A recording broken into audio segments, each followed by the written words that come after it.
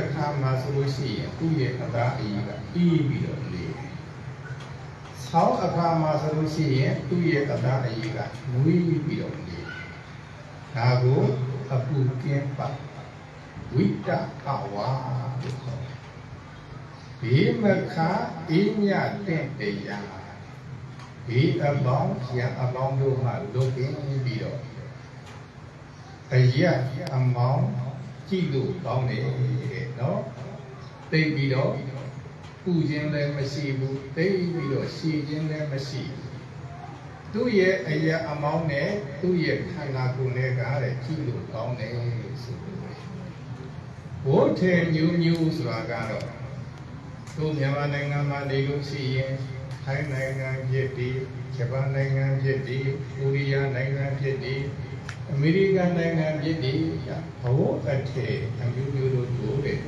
ဝိယုံရခြင်းအကျိုးတရားနောက်နံပါတ်9အနေနဲ့အယောင်အမျိုးမျိုးဘဝအထည်တို့ကိုဝတ်ဆင်ရခြင်းအကျိုးတရားနံပါတ်10အနေနဲ့ကြတော့အခုကမှသူတို့ရှိရင်လည်းခြီးသားအမျိုးမျိုးဝတ်ထော်တွေရှိကြတယ်ဒီခြေသားအမျိုးမျိုးဝတ်ထေတို့ကိုတဲ့ဝတ်ဆင်ရခြင်းအကျိုးတရားနံပါတ်9အနေနဲ့ကြတော့ဒီဟိဘေကုယဟန်အဖြစ်ကိုရခြင်းအကျိုးတရားအမျိုးသမီးတွေဆိုလို့ရှိရင်ကတော့ဒါမဟာလတ္တတန်းစာဝတ်ဆင်ရခြင်းအကျိုးတရားနံပါတ်10အနေနဲ့ကတော့တဲ့နိဗ္ဗာန်သို့ရောက်ခြင်းအကျိုးတရားသင်္ကန်းလူတဲ့အကျိုးတရားဘယ်နှပါလဲ10ပါးရှိတယ်နော်ဒါမင်းတို့ဝမ်းသာအောင်ဘုန်းကြီးကဟောတယ်ဒါကိုပဲအနုမောဒနာတရားလို့ပြောပါတယ်ဒါမှမဟုတ်ကံနဲ့ကံရဲ့အကျိုးကိုယုံကြည်အောင်ဟောတယ်ဒါကိုပဲတရားတရားဖြစ်အောင်ဟောတယ်လို့ပြောရတယ်ကဲအဲ့ဒီမိဖုရားပြီးတဲ့သူဒီယဟန်တော်တစ်ပါးဟာသင်္ကန်းဆွမ်းပူတန်းခဲ့တဲ့ကုသိုလ်ကနောက်ရက်နောက်လနောက်နှစ်ဒီမှာလဲအမြဲတမ်းတွေးပြီးတော့ဝမ်းသာနေတယ်ဒါကိုပဲအာယုံပြုပြီးတော့လေဝမ်းသာနေတယ်အဲ့တော့မင်းတို့ကိုလေဘုန်းကြီးကပြောနေတော့တို့လူမျိုးတွေကကုသိုလ်လုပ်ပြီးပြီဆိုလို့ရှိရင်အများအားဖြင့်ပါတော့မိထားကြတာအာဟုတုလေးနည်းနည်းလုံးတယ်ဆိုလို့ရှိရင်အဲ့ဒီအာဟုတုကိုကြတော့တဲ့တွေးပြီးတော့နောင်ကရကြတာများတယ်။ကဲမင်းတို့ဘုန်းကြီးရမင်းမယ်။အာဟုတုလေးနည်းနည်းလုံးလို့တွေးနောင်ကရလို့ရှိတယ်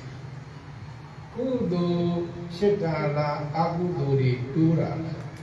အာဟုတုတိုးတာအလုံးပြောဘာတွေတိုးတာအာဟုတုတိုးတာပါဗျာအလုံးပြောနော်ဘာတွေတိုးတာတော့အာဟုတုတိုးတာပါဗျာအာဟုတုတွေတိုးရုံနဲ့ရှိတယ်ဒါကြောင့်ညီသူမဆိုးအာဟုတုကတော့အနေအချင်းကတော့လုံးပြီးပါဒီလိုလုံးပြီးတဲ့အာဟုတုကံတွေကိုတဲ့တွေးပြမှာလားမေ့ပြလိုက်ရမှာမေ့ပြလိုက်ရမှာဗျာတွေးကိုမတွေးနဲ့နောက်ဆုံးတွေးပြီးတဲ့စိတ်ကလေးပေါ်ရင်တောင်းပါပဲတွေးစိတ်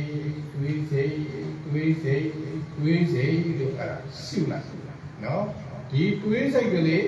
မငြိမ်မချင်းရှုပြလိုက်နောက်ဆုံးကြတော့ဒီတွေးစိတ်ကလေးကလည်းပဲငြိမ်သွားတယ်တွေးစိတ်ကလေးကလည်းဖြစ်ပြီးရင်ပြတ်သွားတယ်အဲ့တော့တွေးစိတ်ကလေးကိုကိုယ်ကရှုမှတ်လို့ဖြစ်ပြတဲ့သဘောဒုက္ခသစ္စာပဲလို့အဲ့ဒါသိလိုက်လို့ရှိရင်တဲ့အာဟုတုကနေပြီးတော့ကုသိုလ်ဖြစ်သွားတယ်။အဲကြောင့်မတွေးရဘူး။တွေးရင်လည်းပဲဖြစ်ပြမြင်အောင်ရှုမှတ်ပေးရမယ်။ကဲတခါတဲ့ကုသိုလ်လုပ်တယ်ဆိုလို့ရှိရင်တော့ဒီကုသိုလ်ကိုတဲ့မတွေးရမှာလားတွေးရမှာလား။တွေးရပါဗျာ။တွေးပြီးရင်ဝမ်းမသာရမှာလားဝမ်းသာရမှာလား။ဝမ်းသာရပါ။သင်္ကန်းတစုံနဲ့လူဆုံးလေးတနတ်ပဲကမင်းတို့ကုသိုလ်တရားတွေစင်ဆက်မပြတ်ပွားများလာနိုင်မှုရန်အတွေ့ကြတော့အဲ့ဒီကုသိုလ်ဝိပါပြောဘာကိုတွေ့ရမှာကုသိုလ် ကုသိုလ်ကိုတွေးနောက်ဖြစ်နိုင်ရင်အိယာထားတိုင်းတွေးအိယာဝင်တိုင်းတွေးနောက်ဆုံးဒီကနီထီအောင်တွေးအဲ့ဒီပုဂ္ဂိုလ်ရဲ့ဒါနမှာတဲ့ကုသိုလ်တွေမတိုးမှလားတိုးမှာ တိုးမှာပါဗျာ ကုသိုလ်တွေညာမလားမလားများလား များပါပါ ဒါကိုကြတော့သူကစာကံဒုတ္တိဘာဝနာဖြစ်တယ်လို့ပြောရတယ်ဒါကြောင့်ပြုဖို့ရံလေအရေးကြီးတဲ့ကဲ့သို့ကုသိုလ်တရားကြတော့ပွားလာအောင်လေညာလာအောင်လေတွေးရမယ်ဝမ်းသာရမယ်ဒီဝမ်းသာတဲ့စိတ်ဒီကလေးရင်ကုသိုလ်တရားတွေပဲယောဝန္တာတဲ့စိတ်ဒီကလေးရင်ပါပါလေကုသိုလ်တရားတွေပါလေအဲ့တော့အဲ့ဒီမိဖုရားလေဒီယဟန်တော်တစ်ပါးအားသင်္ကန်းတစ်စုံကိုလှူတဲ့သုံးတနတ်ကတ်တယ်လှူခဲ့တဲ့ကုသိုလ်ကိုအမြဲတမ်းတွေးပြီးတကားလားဝန္တာတဲ့စိတ်တွေနဲ့တည်တဲ့အခါကျတော့တဲ့ကောနတ်ပြည်ရောက်သွားတယ်နတ်ပြည်ရောက်ရုံနဲ့မကဘူးတဲ့အဲ့ဒီဘဝကစပြီးတော့တဲ့အပေလေးဘုံတို့ကိုမရောက်တော့ဘူးနော်အပေလေးဘုံတို့ကိုမရောက်တော့ဘူးဘဝတန်တရားခရီးကိုဖြတ်သန်းတဲ့အခါမှာတဲ့သူမှာတဲ့တရားမင်းကြီးရဲ့မိဖုရားအဖြစ်ဖြစ်အကျေး30ဖြစ်ခဲ့တယ်ဒီကုသိုလ်လေးကနေမှသူ့ကိုကြည်စုပြုလိုက်တာဒီအကြောင်းအရာကိုပြီးအတွက်ကြောင့်အဲ့ဒီအမျိုးသမီးတွေကသူကတဲ့ဥဒ္ဒမ်းလေးကျူလိုက်တဲ့ကဲလိုက်ဆိုပါတော့ကုသိုလ်နဲ့သာ ကုသိုလ်နဲ့သာ သံတရား တန်တရား ငါလေးလျှောက်ခဲ့သည် ငါလေးလျှောက်ခဲ့သည် ကုသိုလ်နဲ့သာ ကုသိုလ်နဲ့သာ သံတရား တန်တရား ငါလေးလျှောက်ခဲ့သည် ငါလေးလျှောက်ခဲ့သည် ဟောတရားမင်းကြီးရဲ့မိဖုရားအချင်းနဲ့အကျိန်30စัจ जा မင်းကြီးရဲ့မိဖုရားအချင်းနဲ့အကျိန်20ဒါကိုတွေးပြီးတော့လည်းပဲတဲ့ဒီအမျိုးသမီးလေးကတော့ဥဒ္ဒမ်းကျူးပြန်ကဲလိုက်ဆိုကြည့်ကုသိုလ်ရှိက ကုသိုလ်ရှိက လူရာရာသန္တာပိဝတိကုသိုလ်ရှိကလူရာရာသန္တာပိဝတိကုသိုလ်ရှိလျင်လူရာကိုရတယ်ကုသိုလ်ရှိလျင်ဘာပါလဲ လူရရ တောင်းတတဲ့ဆန္ဒပြေဝတယ်။ပြောတောင်းတတဲ့ဆန္ဒပါပါလေပြေဝတယ်ပြေဝတယ်။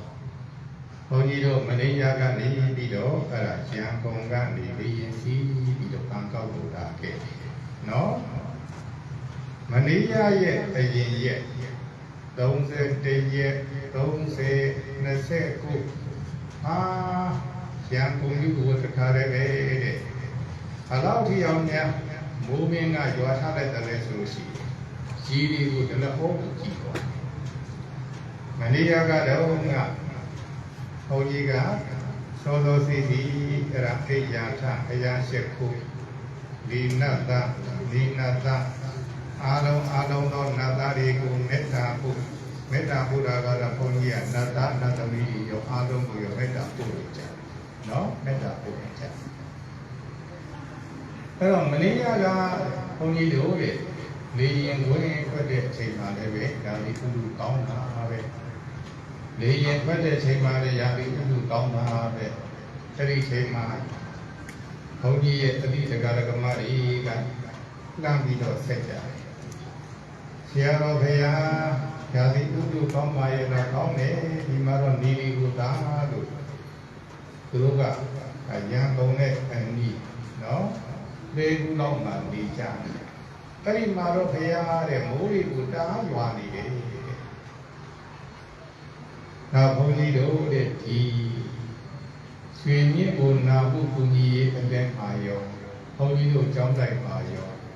ဝါစုပွဲတွေကထိန်ပွဲတွေတဲ့အချိန်ချိန်နှွဲခဲ့တယ်။မိုးကြွားတဲ့ခါရေကိုသိမကြုံဘူးနော်။ဒါကြောင့်မဲ့တို့နတ်သားနတ်သမီး အားလုံးတော့တဲ့နတ်တွေကိုလေးပေါ့မေတ္တာပို့ရတယ်။ဘာပို့ရမှာလဲ မေတ္တာပို့ မေတ္တာပို့ရမယ်။ဒါကြောင့်ကုသိုလ်ရှိလျင်လူရာဆန္ဒပြေဝတယ်။ကဲဆိုကြပါစို့တခါတည်းရကြတော့ဒီတဲ့မင်းတို့ရဲ့စိတ်ထဲမှာဘာလေးလူကျင်လိုက်တာဘာလေးလူကျင်လိုက်တာလို့အဲ့ဒါဆန္ဒဖြစ်အများအားဖြင့်နော်ကုသိုလ်လုပ်ပြီးမှလူဖြစ်လာရသည့်အတွက်ကြောင့်ဆန္ဒလေးတွေပြည့်တယ်မတိမတာလေးနဲ့ရောတိတိတာတာလေးနဲ့ရောပြည့်တယ်အဲ့ဒါအားကြောင့်လေဆိုလို့ရှိရင်ကုသိုလ်ကကျေးဇူးပြုတယ်ရောဘာကကျေးဇူးပြုနေတာတော့ ကုသိုလ်ကကျေးဇူးပြုပါ ဒီဒါကြောင့်တတ်နိုင်တဲ့ညတော့တဲ့ကုသိုလ်မလုံးရမှာလားလုံးရမှာ လုံးရမှာပါ ကုသိုလ်ဆိုလို့ဘုန်းကြီးတွေဒီမှာကုသိုလ်မဟုတ်ဘူးနော်ကိုမိဘတွေကိုတဲ့ကရာထောက်ပံ့ပေးကံကုသနေတာကလည်းကုသိုလ်ပဲနောက်ဆုံးမင်းတို့ပိုက်ဆံတော်မှကုသိုလ်ရတာမဟုတ်ဘူးဟုတ်လားနော်ကိုယ့်ရဲ့ကာယကံကိုအကုသိုလ်မဖြစ်အောင်ဆောင်ရှောက်ကိုယ့်ရဲ့ဝစီကံကိုလည်းအကုသိုလ်မဖြစ်အောင်ဆောင်ရှောက်ကိုယ့်ရဲ့ဝစီကံနဲ့မေတ္တာတွေပို့နေမယ်ဖရာကုဏောတွေရွတ်နေမယ်ဆိုရင်လည်းအဲ့ဒါကုသိုလ်ပဲအဲ့ဒီကုသိုလ်တွေအားတွေအားလည်းမင်းတို့ကိုဆောင်ရှောက်လိုက်ဒါကြောင့်မင်းတို့ဒီနိုင်ငံမှာနော်ရောက်လာကြတယ်ကုသိုလ်ကောင်းလို့ရောက်တယ်လို့ပဲဘုန်းကြီးတို့ပြောချရအောင်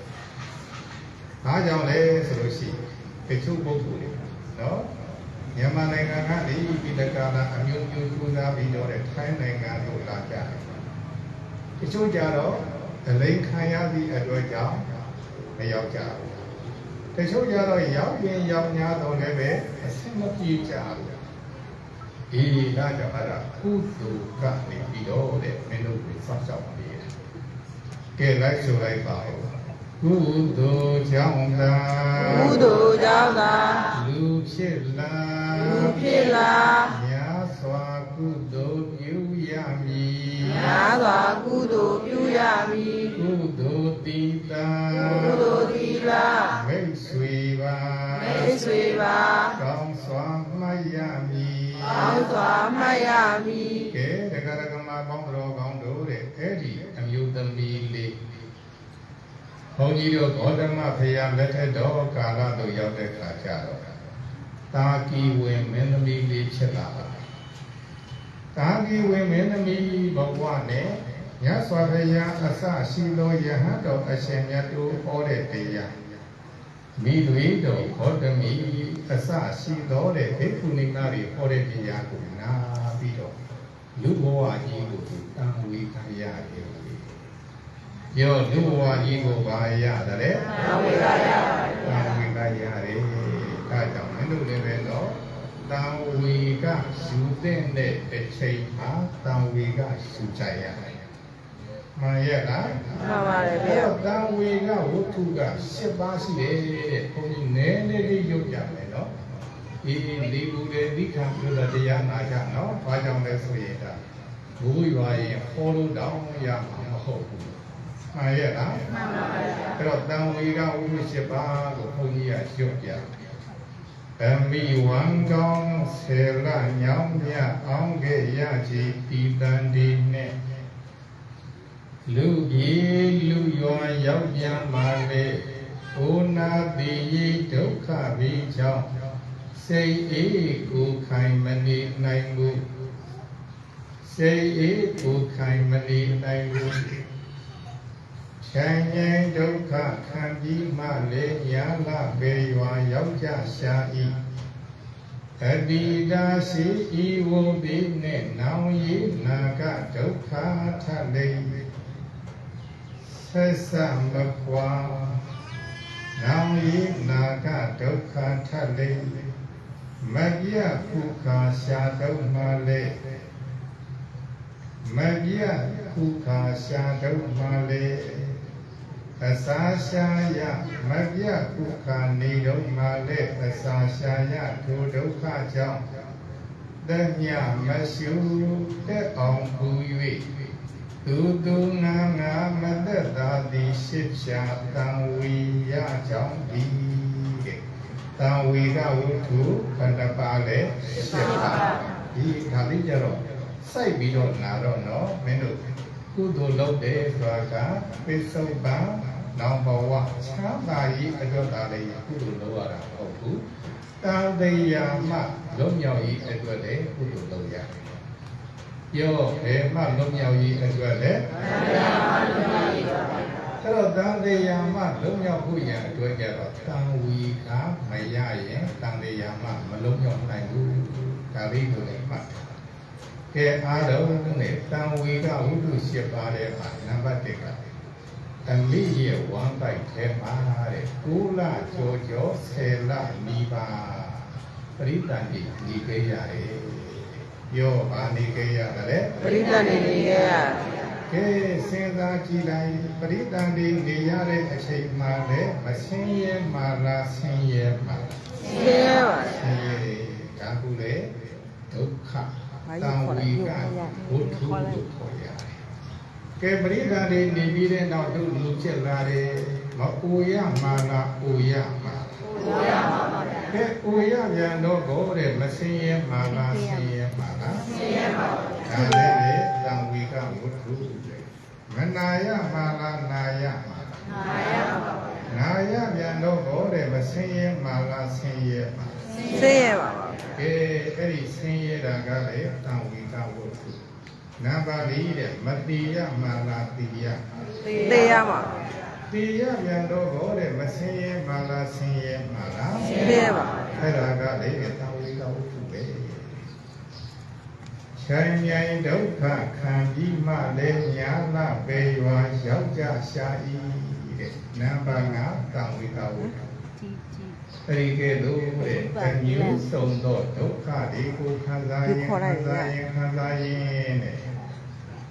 ကုသိုလ်ကနေ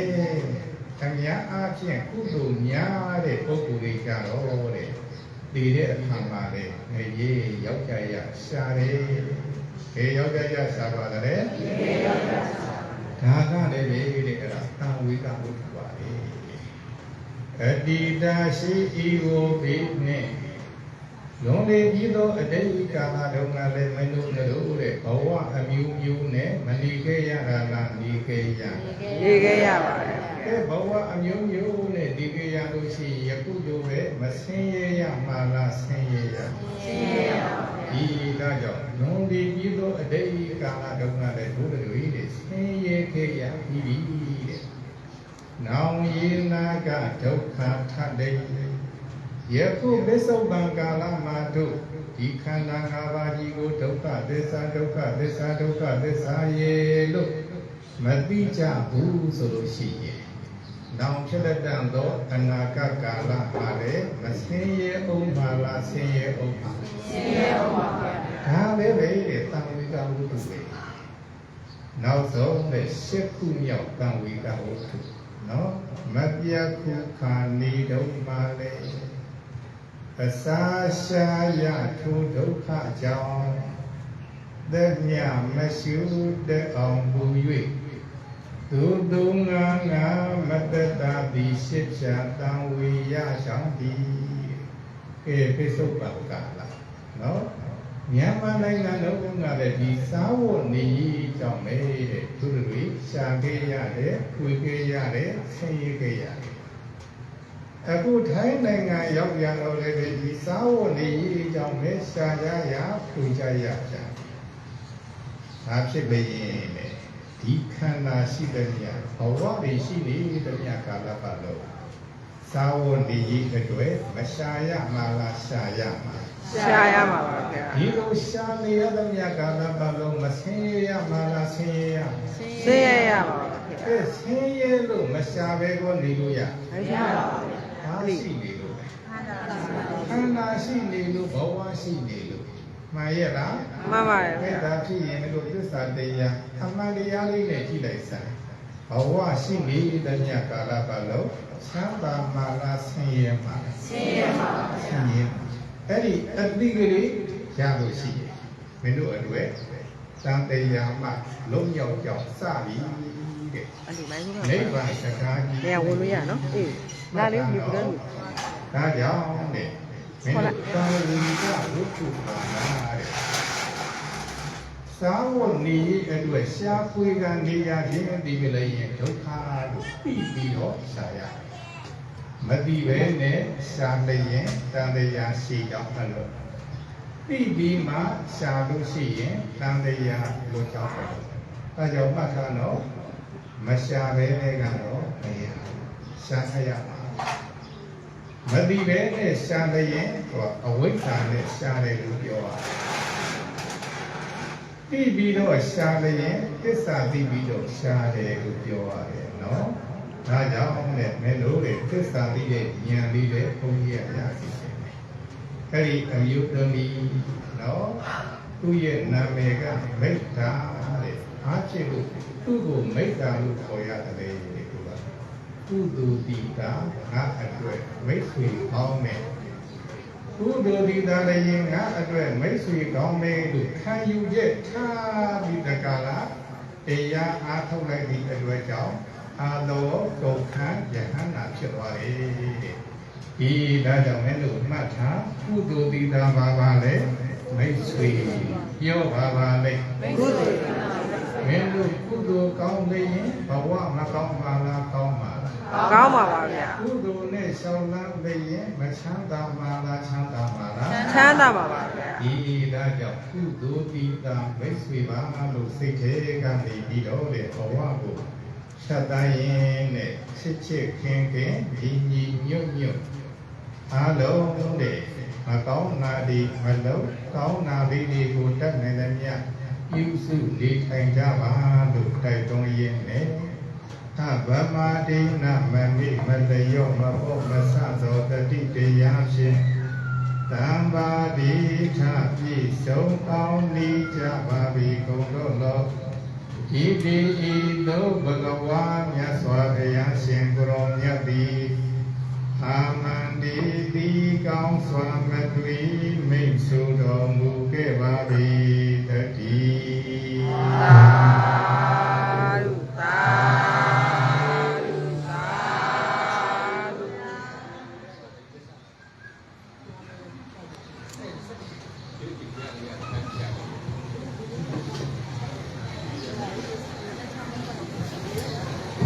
ဟုတ်ကဲ့ကျွန်တော်တို့ဆောင်းဆောင်းစားနေတဲ့ဒီပြည်တော်ကိုဘုရားမင်းဆက်တဆူနဲ့ပေါ့ပြီနော်ဒီဘုရားမင်းလိုက်ပါမယ်နော်ကုသိုလ်ကံရဲ့အပေါ်မှာကုသိုလ်ကံဒီဆင်းရဲသွားအောင်လို့နော်ဘုရားမင်းဆက်တဆူနေပါဗျာခွဲကြည့်လား366ကဲအလို့ရှင်ပေါင်းတော်ကောင်းတို့366ဖြစ်ပါတယ်366 366ဖြစ်ပါတယ်ခရားမဲပေါတော့ပေါက်နာမ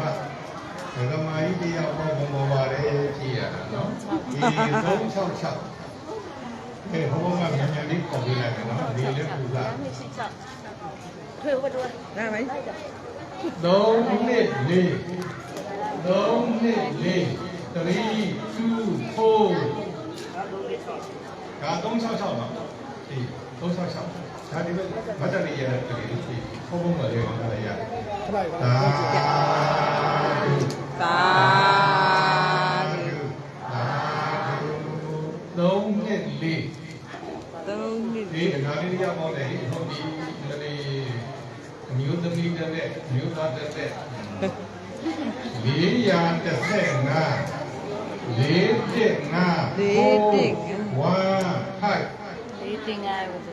ဒီငါလေးတရားပေါက်လာပြီကဲထုတ်ပြလိုက်ဟုတ်ပြီဒီကြောင့်ဒီဘယ်နဲ့အဲ့ဒီလေးရအဲ့ဒါမှဖုန်းတော့အဲ့အာဓု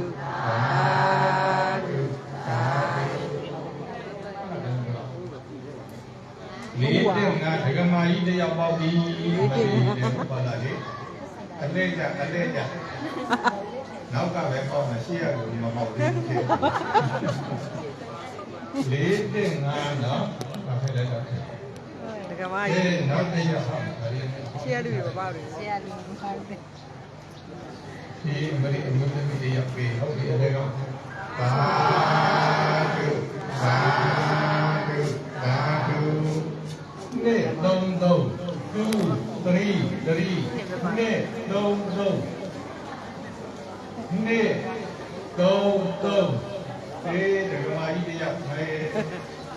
ဟုတ်ပြီဟဲ့ဆရာဘုရားအစီအစဉ်ကြည့်ပြီးတော့စောင့်နေဘာမှမလုပ်ဘူးညပြေးရအောင် Misita. Doan misita. သာဓု အာ ဒီကံကံသူက3ည5တဲ့ 3ည5 3ည5တဲ့ဟောအမျိုးသမီးတွေရရှိရလာပြီ3ည5တဲ့နော်ဒီရှိရပေါ့လာပြီနော်မလေး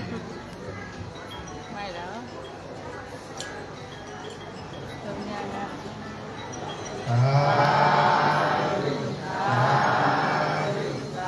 သာဓုလုံးခွန်ကိုလုံးခွန်ကို379လုံးခွန်ကိုရှိရတယ်ဒါလေးကိုငယ်လေးကိုကြည့်ကြအောင်လေဟာဗလားဟိုးနောက်ဆုံးကအောက်ွယ်လေးလိုက်လိုက်မေးစောင့်နေမယ်လုံးခွန်ကိုလုံးခွန်ကို ငေါ်ရော ဒါမှမဟုတ် ပေါ်လေးလာလို့ နောက်ငယ်က34လုံးနေယူနေပါလား တော့ခုကို 34နှလုံးနဲ့နော်ရတယ်ဒီမှာရှိရှိလေးလာပြီးရှိသေးတာလေ34တော့ဒီကလာပြီလာဒီဟုတ်ပြီတော့ဘုံတော့မှာဒီပါလေးနော်အမလေးနဲ့ဟိုကလာမလေးတွဲရက်ကိုလာတော့ကိုဒီဟုတ်ပြီမလေးတော့အရင်ဒီလည်းဒီမှာလေးအာ